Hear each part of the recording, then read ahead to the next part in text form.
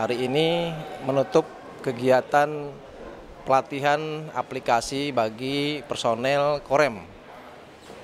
Kami sengaja mengundang dari Universitas Bina Dharma untuk bekerja sama. Karena kami menganggap bahwa dewasa ini kita membutuhkan kecepatan di dalam melaksanakan tugas. Kami sangat terbantu dengan adanya pelatihan ini.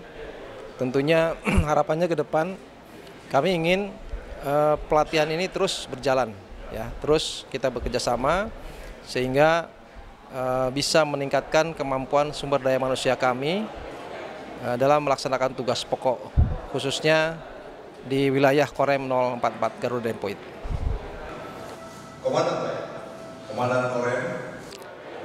Kami dari Universitas Bina Dharma, dalam hal ini mewakili Rektor Universitas Bina Dharma, menyampaikan rasa terima kasih kami kepada Komandan Korem Garuda Dempo beserta jajaran atas kepercayaannya untuk menjadi instruktur dalam program pelatihan pengembangan aplikasi ini di jajaran Garuda Dempo.